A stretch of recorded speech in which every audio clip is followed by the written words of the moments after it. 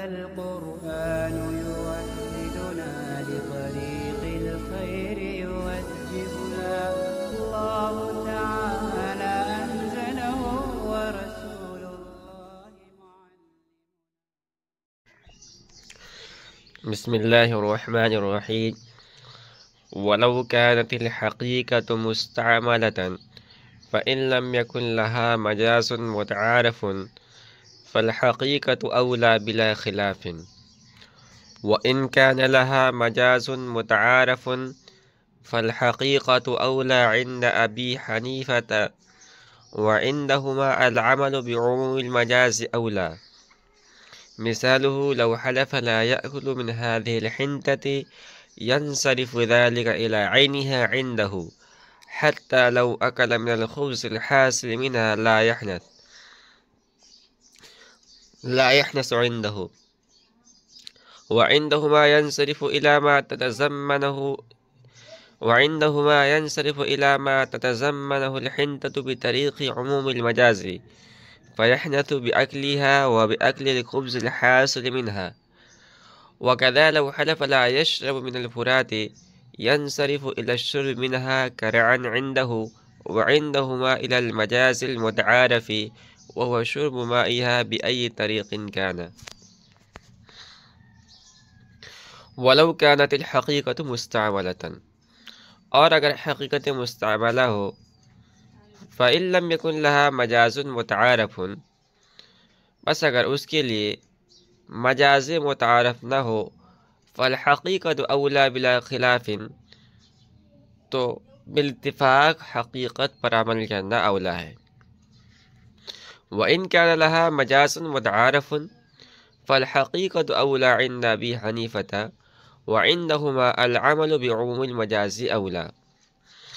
اور اگر اس کے لیے کوئی مجاز متعارف ہو تو امام ابو حنیفہ رحمۃ اللہ علیہ کے نزدیک حقیقت پر عمل کرنا اولا ہے، اور صاحبین کے نزدیک عمومی مجاز پر عمل کرنا اولا ہوگا۔ مثاله لو حلف لا يأكل من هذه الحنطة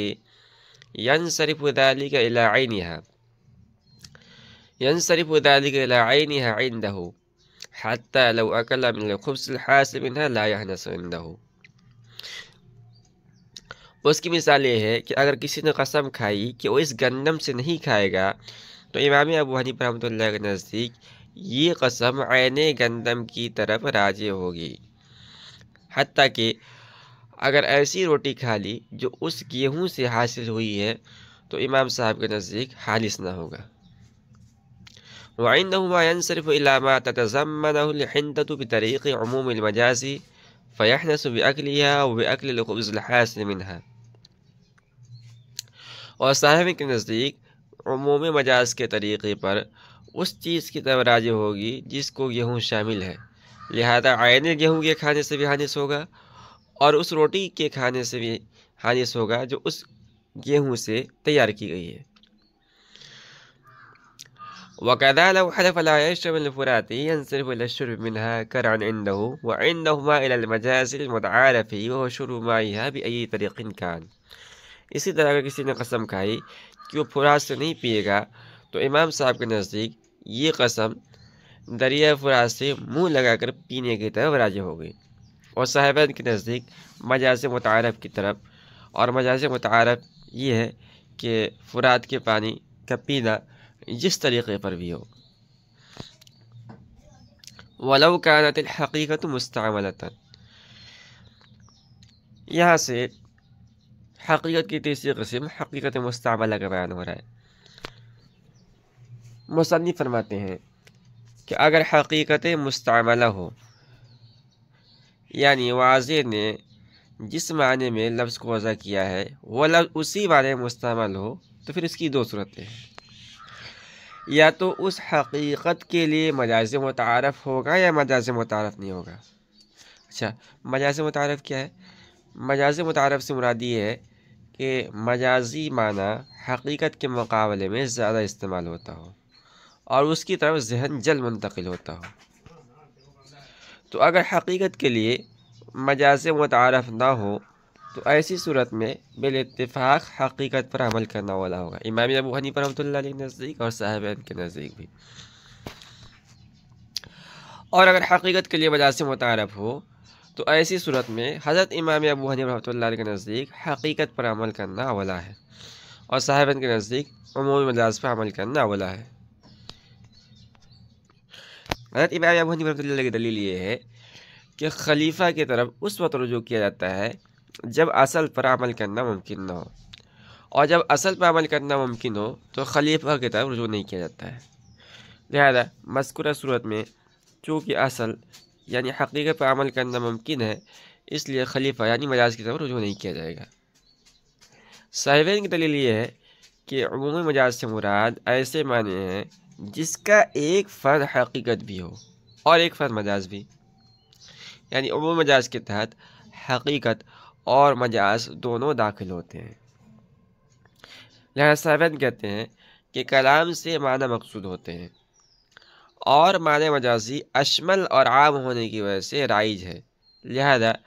اس عام مجازی معنی یعنی عمومی مجاز پر عمل کرنا اولا ہے حقیقت پر معنی حقیقی پر عمل کرنے کے مقابلے میں۔ یہاں مصنف نے حقیقت مستعملہ اور مجاز متعارف کی دو مثالیں ذکر کی ہیں۔ پہلی مثال یہ ہے کہ ایک آدمی نے قسم کھائی کہ واللہ لا آکل من هذه الحنطة، بخدا میں اس گندم سے نہیں کھاؤں گا۔ حضرت امام ابو حنیفہ رحمۃ اللہ علیہ کے نزدیک یہ قسم عین گندم کی طرف راجع ہوگی، حتیٰ کہ اگر قسم کھانے والے نے گیہوں کو کچا کھایا یا بھون کے چبا لیا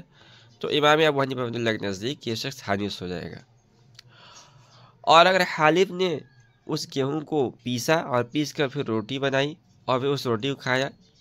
تو امام ابو حنیفہ رحمۃ اللہ کے نزدیک یہ شخص حانث نہیں ہوگا، اس لیے کہ حقیقت یعنی عین گندم کا کھانا مستعمل ہے۔ لوگ عادتاً گندم کو بھون کر کھاتے ہیں، اور کچھ لوگ تو کچا بھی چبا جاتے ہیں، اور قاعدہ یہ ہے امام صاحب کے نزدیک کہ حقیقت مستعملہ پر عمل کرنا اولا ہے مجاز متعارف کے مقابلے میں، لہذا عین گندم کھانے کی صورت میں حانث ہوگا اور اس کی روٹی کھانے سے حانث نہیں ہوگا۔ صاحبین کے نزدیک یہ قسم بطریق عمومی مجاز اس چیز کی طرف راجع ہوگی جس کو گیہوں شامل ہے، چنانچہ قسم کا مطلب یہ ہوگا کہ گندم جس کو متضمن ہے، جس کو شامل ہے، میں اس کو نہیں کھاؤں گا۔ اگر اس نے عین گیہوں کو کھایا تو بھی حانث ہوگا، اور اس کی روٹی کھا لی تو بھی حانث ہوگا، اس کو بھون کر کھایا، کچا چبایا، جیسے بھی کھایا وہ حانث ہو جائے گا، اس لیے کہ یہ قسم ان سب کو شامل ہے بطریق عمومی مجاز۔ دوسری مثال یہ دی ہے کہ ایک آدمی نے قسم کھائی کہ واللہ لا اشرب من الفرات، بخدا میں دریائے فرات سے نہیں پیوں گا۔ فرات ایک مشہور دریا ہے، دجلہ فرات، جو آج کل ملک عراق کے اندر موجود ہے۔ تو ایک آدمی نے قسم کھائی کہ میں دریائے فرات سے نہیں پیوں گا، تو اس کلام کے حقیقی معنی ہیں اور ایک مجاز متعارف ہے۔ معنی حقیقی جو مستعملہ ہے وہ یہ ہے کہ منہ لگا کر میں دریائے فرات سے پانی نہیں پیوں گا، اور یہ معنی مستعمل بھی ہے۔ چنانچہ جو بدو لوگ ہوتے ہیں، صحرا نشین ہوتے ہیں، چرواہے ہوتے ہیں، جنگل کے اندر بکریاں چراتے ہیں، وہ زمین پر ہاتھ ٹیک کر دریا سے منہ لگا کر بالعموم پانی پیتے ہیں۔ حضرت امام ابو حنیفہ رحمۃ اللہ کے نزدیک چونکہ اس قسم کے حقیقی معنی مستعمل ہے، لہذا اس پر عمل کرنا بہتر ہوگا، اس لیے اگر حالف نے دریائے فرات میں منہ لگا کر پانی پیا تو حانث ہوگا، اس کے علاوہ کسی دوسرے طریقے پانی پینے سے حانث نہیں ہوگا۔ اور صاحب کے نزدیک بہر صورت پانی پینے سے حانث ہو جائے گا، خواہ منہ لگا کر پیے، خواہ چلو میں لے کر پیے، خواہ برتن میں لے کر پیے، اس لیے کہ ان کے نزدیک عمومی مجاز پر حقیقت مستعملہ کے مقابلے میں عمل کرنا زیادہ اولا ہے۔ ثم المجاز عند أبي حنيفة رحمه الله خلف عن الحقيقة في حق اللفظ وعندهما خلف عن الحقيقة في حق الحكم حتى لو كانت الحقيقة ممكنة في نفسها إلا أنه امتنع العمل بها لمانع يسار إلى المجاز وإلا صار الكلام لغوا وعنده يسار إلى المجاز وإن لم تكن الحقيقة ممكنة في نفسها. مثاله إذا قال لعبده وهو أكبر سنا منه هذا ابني لا يسار إلى المجاز عندهما لاستحالة الحقيقة وعنده يسار إلى المجاز حتى يعتق العبد. ثم المجاز عند أبي حنیفہ رحمہ اللہ خلف عن الحقیقت فی حق اللفظ. پھر مجاز امام ابو حنیفہ رحمۃ اللہ علیہ کے نزدیک حقیقت کا خلیفہ ہے فی حق اللفظ تکلم کے حق میں، وعندهما خلف عن الحقیقت فی حق الحکم اور صاحبین کے نزدیک حکم میں حقیقت کا خلیفہ ہے، حتی لو كانت الحقیقت ممکنة فی نفسها الا انه امتنع العمل بها لمانع يسار الى المجاز والا صار الكلام لغوا. حتیٰ کہ اگر حقیقت بذاتها ممکن ہو مگر معنی کی وجہ سے اس پر عمل کرنا ممتنع ہو تو مجاز کی طرف رجوع کیا جائے گا، والا صار الكلام لغوا ورنہ کلام لغو ہو جائے گا. وعنده يسار الى المجاز وان لم تكن الحقیقت ممکنة في نفسها اور امام ابو حنیفہ رحمۃ اللہ علیہ کے نزدیک مجاز کی طرف رجوع کیا جائے گا اگرچہ حقیقت بذاتها ممکن نہ ہو. مثاله اذا قال لعبده واكبر سنا منه هذا ابني لا يسار الى المجاز عندهما لاستحالة الحقیقت. اس کی مثال یہ ہے کہ جب آقا نے اپنے غلام سے کہا هذا ابنی، حالانکہ وہ غلام عمر میں مولا سے بڑا ہے، تو صاحبین کے نزدیک مجاز کی طرف رجوع نہیں کیا جائے گا کیونکہ حقیقت محال ہے. وعنده يسار الى المجاز حتى يعتق العبد اور امام صاحب کے نزدیک مجاز کی طرف رجوع کیا جائے گا حتیٰ کہ غلام آزاد ہو جائے گا. ثم المجاز عند ابی حنیفہ خلف عن الحقیقت. یہاں سے مصنف رحمۃ اللہ علیہ ایک اختلاف کو بیان کر رہے ہیں، اور یہ اختلاف حقیقت کے سلسلے میں ہے امام ابو حنیفہ اور صاحبین کے درمیان. یہ سب تم جانتے ہیں کہ مجاز یہ حقیقت کا خلیفہ ہے، یعنی حقیقت اصل ہے اور مجاز اس کا خلیفہ ہے یا اس کا نائب ہے. لیکن یہ خلیفہ کس اعتبار سے ہے؟ حضرت امام ابو حنیفہ رحمۃ اللہ فرماتے ہیں کہ مجاز تکلم کے اعتبار سے حقیقت کا خلیفہ ہے، یعنی حقیقت کا تکلم اصل ہے اور مجاز کا تکلم اس کا خلیفہ ہے. لہذا امام صاحب کے نزدیک اگر کلام من حیث العربیت یعنی ترکیب نحوی کے اعتبار سے صحیح ہو تو اس کا تکلم صحیح ہوگا، اور مجاز کی طرف رجوع کرنے کے لیے اس کلام کے تکلم کا صحیح ہونا کافی ہوگا، خواہ اس کلام کا ترجمہ صحیح ہو یا صحیح نہ ہو. بہرحال کلام اگر ترکیب نحوی کے اعتبار سے درست ہو اور وہ کلام معنی حقیقی کے لیے مفید نہ ہو، یعنی معنی حقیقی پر عمل کرنا ممکن نہ ہو، تو حضرت امام ابو حنیفہ رحمۃ اللہ کے نزدیک اس کلام کو لغو ہونے سے بچانے کے لیے معنی مجازی کی طرف رجوع کیا جائے گا. حضرات صاحبین فرماتے ہیں کہ مجاز حکم کے اعتبار سے حقیقت کا خلیفہ ہے، یعنی حکم میں حقیقت اصل ہے اور مجاز اس کا خلیفہ ہے. چنانچہ صاحبین کے نزدیک ثبوت مجاز کے لیے معنی حقیقی کا ممکن ہونا ضروری ہے. لہذا اگر معنی حقیقی پر حکم لگانا ممکن ہو مگر کسی معنی کی وجہ سے اس پر عمل کرنا ناممکن ہو تو ایسی صورت میں مجاز کی طرف رجوع کیا جائے گا، اور اگر معنی حقیقی پر حکم لگانا ممکن نہ ہو تو صاحبین کے نزدیک کلام لغو ہو جائے گا. حضرت امام ابو حنیفہ اور صاحبین کے درمیان اختلاف کا ثمرہ اس مثال میں ظاہر ہوگا جس کو مصنف نے ذکر کیا ہے. ایک آدمی ہے مثال کے طور پر 10 سال کا ایک بچہ ہے اور اس نے 50 سال کے ایک غلام کو خرید رکھا ہے۔ پہلے زمانے میں غلام اور بانی کے تصور ہوا کرتا تھا، خرید و فروخت بھی ہوا کرتا تھا، تو اس نے ایک 50 سالہ غلام کو خرید رکھا ہے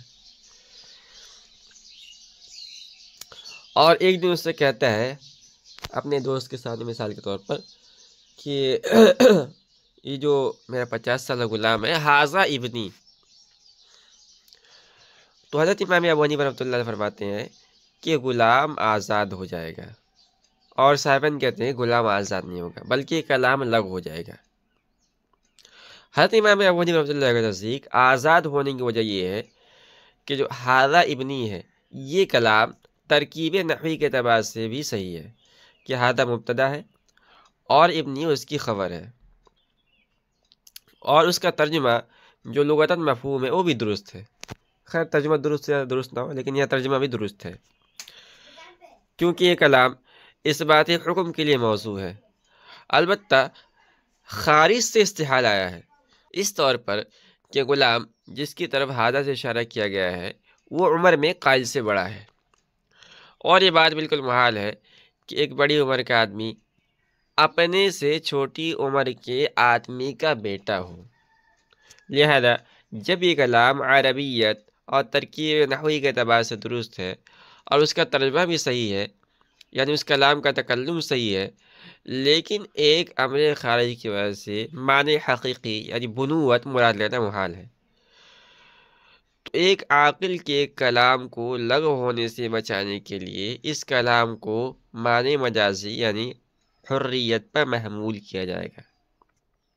یعنی آقا جب سے اس غلام کا مالک ہے اس وقت سے یہ غلام آزاد شمار ہوگا،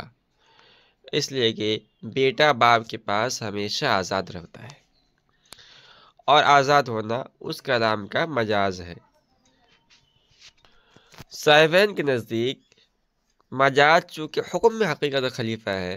اور مجاز کی طرف رجوع کرنے کے لیے معنی حقیقی کا ممکن ہونا شرط ہے، اس لیے ان کے نزدیک یہ کلام لغو ہو جائے گا، کیونکہ اس کلام کا تکلم اگرچہ صحیح ہے لیکن اس کلام کے حقیقی معنی پر حکم لگانا اور معنی حقیقی پر عمل کرنا محال ہے۔ خلاصہ یہ ہے کہ اس مثال میں صاحبین کے مذہب کے مطابق مجاز کے خلیفہ ہونے کی شرط نہیں پائی گئی، اور جب مجاز کے خلیفہ ہونے کی شرط نہیں پائی گئی تو یہ کلام مجاز پر بھی معمول نہ ہوگا اور اس کلام سے غلام آزاد نہ ہوگا۔ وعلى هذا يخرج الحكم في قوله له علي ألف أو على هذا الجدار وقوله عبدي أو حماري حر، ولا يلزم على هذا إذا قال لامرأته هذا ابنتي ولها نسب معروف من غيره حيث لا تحرم عليه، ولا يجعل ذلك مجازا عن الطلاق، سواء كانت المرأة صغرى سنا منه أو كبرى، لأن هذا اللفظ لو صح معناه لكان منافيا للنكاح فيكون منافيا لحكمه وهو الطلاق، ولا استعارة مع وجود التنافي، بخلاف قوله هذا ابني، فإن البنوة لا تنافي ثبوت الملك للأب بل يثبت الملك له ثم يعتق عليه۔ کہہ رہے کہ وعلی ھذا یخرج الحکم فی قولہ، اور اسی قاعدے پر اسی اصل پر حکم کی تخریج کی جائے گی اس قول پر لہو علی الف او علی ھذا الجدار، میں اس کے لیے مجھ پر یا اس دیوار پر 1000 ہے، اور اس کے قول عبدی او حماری حرن میں، جس کا ترجمہ ہے کہ میرا غلام یا میرا گدھا آزاد ہے۔ ولا يلزم على هذا اذا قال لامرأته هذا ابنتي ولها نسب معروف من غيره، اور اس پر اعتراض نہ ہوگا جبکہ کسی نے اپنی بیوی سے کہا کہ هذه ابنتي، اور اس عورت کا شوہر کے علاوہ سے نسب معروف ہے، تو یہ عورت اس پر حرام نہ ہوگی۔ ولا يجعل ذلك مجازا عند الطلاق سواء كانت المرأة صغرى سنا منه أو كبرى، اور اس قول کو طلاق سے مجاز قرار نہیں دیا جائے گا خواہ عورت عمر میں شوہر سے چھوٹی ہو یا بڑی ہو، لأن هذه اللفظ لو صح معناه لكان منافيا للنكاح فيكون منافيا لحكمه وهو الطلاق، اس لیے کہ یہ لفظ اگر اس کے معنی صحیح ہوں تو یہ لفظ نکاح کے منافی ہوگا، لہذا نکاح کے حکم کی بھی منافی ہوگا اور وہ طلاق ہے۔ ولا استعارة مع وجود التنافي بخلاف قوله هذا ابني فإن البنوة لا تنافي ثبوت الملك للأب بل يثبت الملك له ثم يعتق عليه، اور منافات کے ہوتے ہوئے استعارہ نہیں ہوتا ہے۔ کہہ رہے اس کے برخلاف کسی نے اگر کہا کہ ہذا ابنی تو اس میں غلام آزاد ہو جائے گا، کیوں ہوگا؟ اس لیے کہ بنوت باپ کے لیے ثبوت ملک کے منافی نہیں ہے بلکہ اس کے لیے ملک ثابت ہوتی ہے، پھر وہ اس پر آزاد کیا جاتا ہے۔ مصنف کہتے ہیں کہ مذکورہ اصل پر، یعنی اس اصل پر کہ امام ابو حنیفہ رحمۃ اللہ کے نزدیک مجاز تکلم میں حقیقت خلیفہ ہے اور صاحبین کے نزدیک حکم میں حقیقت خلیفہ ہے، ایک حکم کی تخریج کی جائے گی۔ چنانچہ اگر کسی نے کسی کے لیے اقرار کرتے ہوئے کہا لہو علی الف او علی ھذا الجدار، مثال کے طور پر زید کا مجھ پر یا اس دیوار پر 1000 روپیہ ہے، یا کسی نے یہ کہا کہ عبدی او حماری حر، میرا غلام یا میرا گدھا آزاد ہے، تو صاحبان کے نزدیک یہ دونوں کلام لغو ہو جائیں گے، اور امام ابو حنیفہ رحمۃ اللہ کے نزدیک کلام کو مجاز کی طرف رجوع کیا جائے گا، یعنی پہلی صورت میں متکلم پر 1000 لازم ہو جائیں گے اور دوسری صورت میں اس کا غلام آزاد ہو جائے گا، اس لیے کہ پہلے کلام کی حقیقت یہ ہے کہ متکلم اور دیوار دونوں میں سے ایک غیر معین پر 1000 لازم ہو، اور دوسرے کلام کی حقیقت یہ ہے کہ غلام اور گدھے میں سے ایک غیر معین آزاد ہو، اور کلام کی حقیقت بذاتہ ناممکن ہے، یعنی متکلم اور دیوار دونوں میں سے ایک غیر معین پر 1000 کا لازم کرنا، اسی طرح غلام اور گدھے میں سے ایک غیر معین کو آزاد کرنا فی نفس ہی ناممکن ہے، اس لیے کہ پہلی صورت میں تو دیوار ہے، دیوار یہ ثبوت الف کا محل ہی نہیں ہے، اور دوسری صورت میں گدھا یہ آزادی کے ثبوت کا محل ہی نہیں ہے، لہذا مذکورہ دونوں کلام کے حقیقی معنی ناممکن اور محال ہیں، اور معنی حقیقی کے محال ہونے کی صورت میں صاحبین کے نزدیک چونکہ کلام لغو ہو جاتا ہے اور مجاز کی طرف رجوع نہیں کیا جاتا ہے، اس لیے دونوں کلام لغو ہوں گے، اور نہ کسی پر 1000 لازم ہوگا اور نہ غلام آزاد ہوگا۔ حضرت امام ابو حنیفہ رحمۃ اللہ کے نزدیک ایسی صورت میں چونکہ مجاز کی طرف رجوع کیا جاتا ہے، اس لیے دونوں جگہ لفظ او واو کے معنی میں ہوگا، اور پہلے کلام میں مقر پر 1000 لازم ہوگا اور دوسرے کلام میں غلام آزاد ہو جائے گا۔ یہ بات یہاں پوری ہو گئی۔ ولا يلزم على هذا سے دفع دخل مقدر ہے، ایک اعتراض ہے جس کا جواب دیا ہے، پہلے اعتراض کو ذکر کیا ہے۔ اعتراض یہ ہے کہ سابق میں کہا گیا ہے کہ امام صاحب کے نزدیک اگر کلام ترکیب نحوی کے اعتبار سے درست ہو، اور بعض حضرات کہتے ہیں کہ ترجمہ کے اعتبار سے درست ہونا چاہیے، اور حقیقت کے ممتنع ہونے کی وجہ سے اس پر عمل نہیں کیا جا سکتا ہو، تو ایسی صورت میں بھی حضرت امام صاحب کے نزدیک کلام لغو نہیں ہوتا ہے بلکہ مجاز کی طرف رجوع کیا جاتا ہے۔ لیکن ہم دیکھتے ہیں کہ ایک مسئلہ ہے، مسئلہ یہ کہ اگر ایک آدمی ہے اور اس نے اپنی بیوی سے کہا ہذہ ابنتی، مصنف فرماتے ہیں کہ اس عورت کا شوہر کے